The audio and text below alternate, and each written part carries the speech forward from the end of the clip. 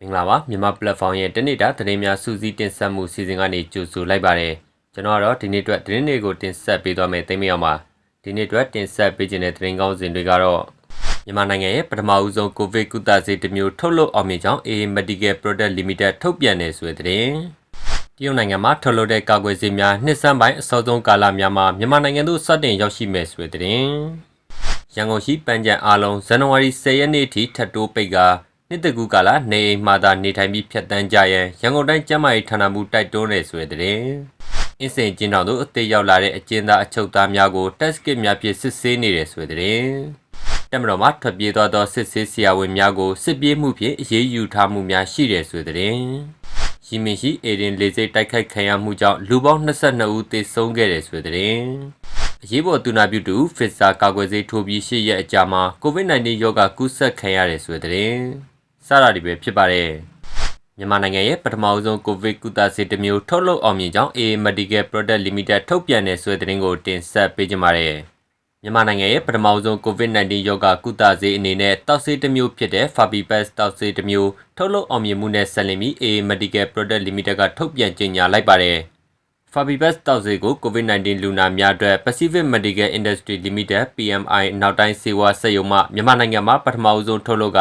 ပြီးခဲ့တဲ့အောက်တိုဘာလဆန်းပိုင်းကအစားအသောက်နဲ့ဆေးဝါးကုတ်ကဲဦးစီးဌာနသို့အနှံခဲ့တာဖြစ်ပါတယ်။ယခုက Fabipass Tablet အားမြန်မာနိုင်ငံရဲ့အစားအသောက်နဲ့ဆေးဝါးကုတ်ကဲဦးစီးဌာနထံမှခွင့်ပြုချက်ရရှိခဲ့ကြောင်းနဲ့ထိုတောက်ဆေးသည်ကိုဗစ်ရောဂါအနှဲငယ်ပြချိန်မှစပြီးတောက်သုံးကုသခြင်းဖြင့်အမြန်နှလန်းထူနိုင်ခြင်းနဲ့အလွန်ဆိုးဝါးသောရောဂါအဆင့်သို့ရောက်ရှိခြင်းမှာလျှော့ချနိုင်ခြင်းစသည့်အကျိုးကျေးဇူးများစွာရရှိလိမ့်မယ်လို့ယုံကြည်ကြောင်းဆိုပါတယ်။ဒါ့အပြင် Remdesivir မှာထိုးဆေးဖြစ်ပြီးဆေးရုံမှာ9ရက်10ရက်ခန့်ထိုးရသောကြောဆေးဖြစ်ကPMI ရဲ့ Fabipass ထက်အစများစွာပုံမိုဈေးကြီးသောထိုးဆေးဖြစ်သည့်အလျောက်တိုင်းပြည်နဲ့အလူရှင်များအတွက်ဈေးစကားပုံမိုကြီးမြင့်စေတဲ့ကဲ့သို့တောက်ဆေးနဲ့ရှင်လင်း side effect ပိုများနိုင်တယ်လို့သိရပါတယ်။ယခုဖြစ်ပွားလျက်ရှိသော COVID-19 ကပ်ရောဂါရဲ့ကုသဆေးဝါးများလိုအပ်ချိန်မှာမြန်မာနိုင်ငံမှာ COVID-19 လူနာများကုသရန်အတွက်ကျပ်985သိန်းတန်ဖိုးရှိ Fabipass Tablet 6000ကိုကိုဗစ်ဗဟိုကော်မတီမှတဆင့်ကုသရေးဆေးရုံ25ရုံနဲ့ tablet 1000ခွဲကိုတက်မတော်ကိုဗစ်ကုသရေးဆေးရုံသို့လှူဒန်းသွားမှာလည်းဖြစ်ပါတယ်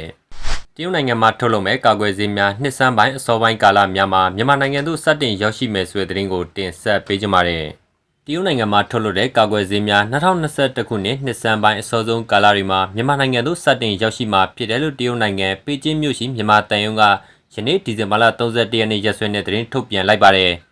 တရုတ်နိုင်ငံမှာထုတ်လုပ်တဲ့ COVID-19 ကာကွယ်ဆေးများမြန်မာနိုင်ငံသို့ပေးပို့နိုင်ရေးအတွက်မြန်မာတန်ယုံမှာကြိုးပမ်းဆောင်ရွက်လျက်ရှိရာကိုဗစ်ကာကွယ်ဆေးစမ်းသပ်ထုတ်လုပ်မှုနဲ့အဆင့်လိုက်စမ်းသပ်မှုတွေမှာအောင်မြင်မှုများရရှိလျက်ရှိတာပါတရုတ်နိုင်ငံအစိုးရမှအတိအမှတ်ပြုကအရေးပေါ်သုံးစွဲမှုခွင့်ပြုချက်ရရှိပြီးဖြစ်တဲ့ Sinovac နဲ့ Sinovac Biotech Hong Kong Limited တို့ကိုဆက်သွယ်ပြီးမြန်မာတန်အမတ်ကြီးကတွားရောက်တွေ့ဆုံကဆွေးနွေးညှိနှိုင်းမှုတွေပြုလုပ်ခဲ့ပြီးနောက်တရုတ်နိုင်ငံသားရေးဝန်ကြီးဌာနနဲ့လည်းတွေ့ဆုံဆွေးနွေးညှိနှိုင်းခဲ့တယ်လို့သိရပါတယ်ပေကျင်းမြို့ရှိမြန်မာတန်ယုံမှမြန်မာတန်အမတ်ကြီးအနေနဲ့တရုတ်နိုင်ငံသားရေးဝန်ကြီးဌာန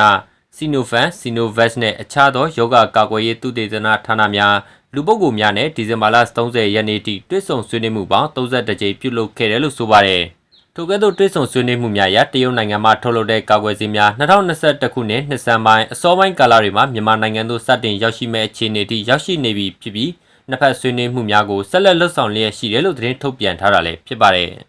ရန်ကုန်ရှိပန်းချံအားလုံးဇန်နဝါရီ10ရက်နေ့ထိထပ်တိုးပိတ်ကနှစ်တကူကာလနေအိမ်မှာသာနေထိုင်ပြီးဖြတ်တန်းကြရန်ရန်ကုန်တိုင်းကျန်းမာရေးဌာနမှတိုက်တွန်းတဲ့ဆွေးသတင်းကိုတင်ဆက်ပေးကြပါမယ်။နှစ်တကူကာလ COVID-19 ထိန်းချုပ်နိုင်ရန်အတွက်ရန်ကုန်ရှိပန်းချံများကိုဇန်နဝါရီလ10ရက်နေ့ထိထပ်တိုးပိတ်လိုက်တယ်လို့ရန်ကုန်မြို့တော်စီပင်သားရေးကော်မတီထံမှသိရပါတယ်။ရခိုင်ကရန်ကုန်ရှိပန်းချံများကိုခရစ်စမတ်နဲ့နှစ်တကူကာလဒီဇင်ဘာလ31ရက်နေ့ထိယာယီပိတ်ထားခဲ့တာဖြစ်ပြီးအမျိုးသားအဆင့်ကိုဗစ်ထိန်းချုပ်ရေးကော်မတီကကိုဗစ်စည်းကမ်းများကိုဇန်နဝါရီလ31ရက်နေ့ထိထပ်မံတိုးမြင့်လိုက်တာကြောင့်ပန်းချံများကိုယခုလိုထပ်မံတိုးမြင့်ပိတ်လိုက်တာပါယခုချိန်2020မှ2021ခုနှစ်သို့ကူပြောင်းသည့်နှစ်တကူကာလအတွင်းပြည်သူများအနေနဲ့နေအိမ်မှာသာနေထိုင်ပြီးနှစ်သက်ကိုဖျက်ဆီးကြရန်ရန်ကုန်တိုင်းပြည်သူ့ကျန်းမာရေးနဲ့ကုသရေးဦးစီးဌာနဒုတိယညွှန်ကြားမှုချုပ်ဒေါက်တာထွန်းမြင့်ကတိုက်တွန်းပြောကြားလိုက်ပါတယ်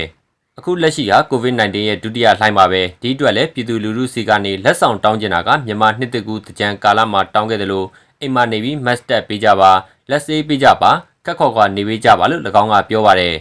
်ယခုနှစ်တကူကာလမှာလည်းပြည်သူများအနေနဲ့နေအိမ်မှာသာနေထိုင်ပြီး TV Channel များမှထုတ်လွှင့်ပြီးဖျော်ဖြေပွဲများကိုကြည့်ရှုခန်းစားရင်းနဲ့မ တ်တက်ခြင်းလက်ဆေးခြင်းခက်ခွာခွာနေခြင်းနဲ့တဦးကိုတူအသိပေးခြင်းတတိပေးခြင်းများကိုပြုလုပ်ရင်းလက်ဆောင်ပေးကြရန်ပြောဆိုထားပါတယ်။ယခုလက်ရှိချိန်မှာမြန်မာနိုင်ငံအတွင်းဒီဇင်ဘာလ30ရက်နေ့ညပိုင်းချိန်ထိ COVID-19 ရောဂါဖြစ်ပွားသည့်အတည်ပြုလူနာဦးရေသည်1,223,000ကျော်ရှိပြီဖြစ်က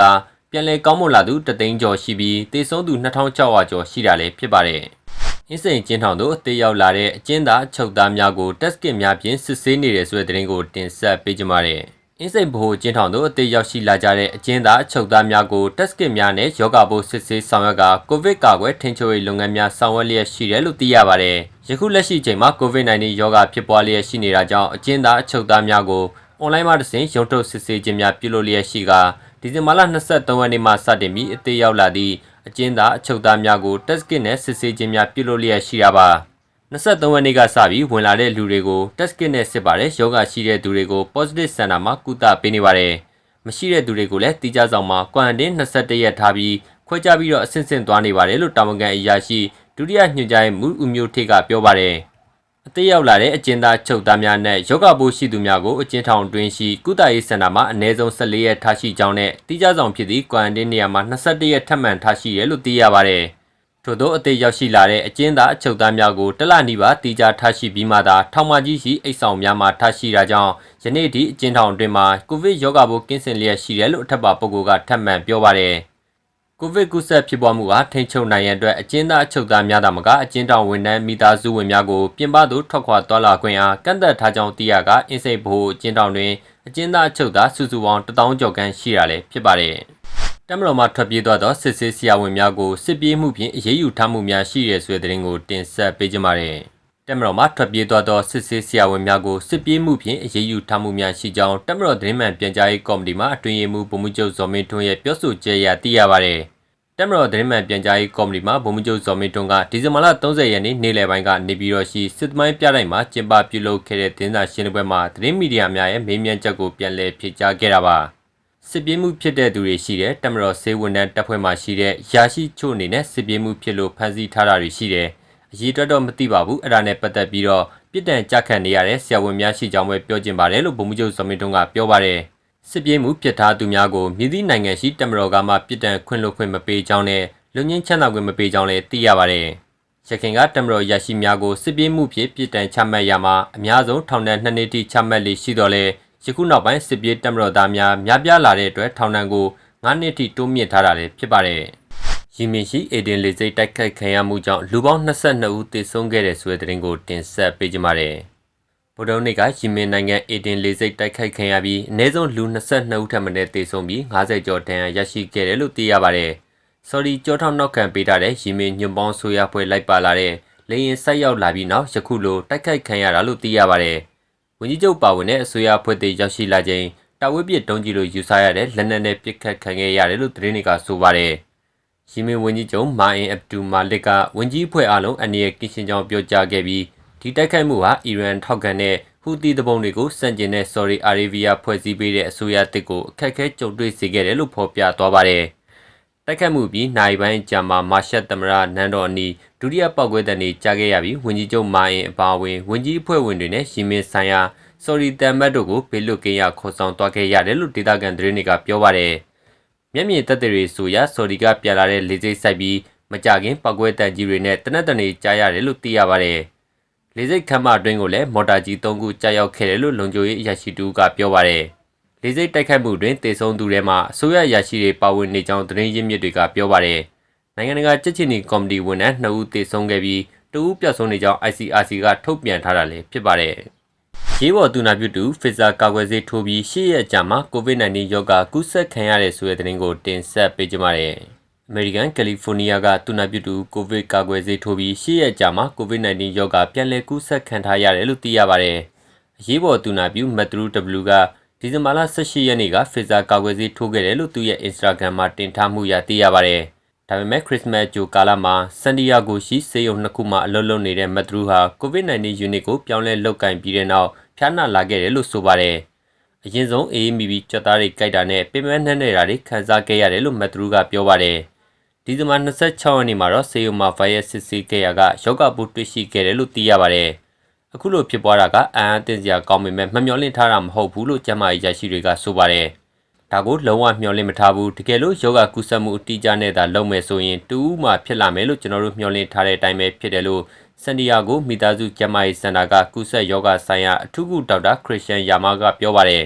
ဆက်လက်ပြီးမက်ဒရူဟာကာကွယ်ဆေးမထိုးခင်တည်းကယောဂကူးစက်ခံထားရပွဲရှိနေတယ်လို့လည်းဆိုပါတယ်ဖိဇာကာကွယ်ဆေးထိုးပြီးရင်ခန္ဓာကိုယ်မှာကိုယ်ခံအားတိစောက်ဖို့ရက်သက်တစ်ပတ်အနည်းငယ်ကြာလေးရှိပါတယ်ဒါကြောင့်လူတအူးဟာကာကွယ်ဆေးမထိုးခင်နဲ့ထိုးပြီးယောဂပိုးကူးစက်နိုင်ပြီးဖျားနာနိုင်တယ်လို့ဆိုပါတယ်ကာကွယ်ဆေးစည်းကမ်းချက်တွေအရပထမဆုံးကာကွယ်ဆေးထိုးပြီး9ရက်အကြာမှာပဲကာကွယ်ဆေးအားကောင်းလာနိုင်တဲ့အတွက်ဆေးစတင်အစွမ်းပြဖို့10ရက်ကနေ14ရက်ထိကြာနိုင်တာလည်းဖြစ်ပါတယ်ဟုတ်ကဲ့ပါကျွန်တော်တို့ရဲ့တနေ့တာသတင်းများစူးစီးတင်ဆက်မှုစီစဉ်ကိုတင်းလာနေမှာတောက်ကြနေသည့်ညနေ6:00နာရီခွဲချိန်မှာတင်ဆက်ပေးနေပါတယ်ကျေးဇူးတင်ပါတယ်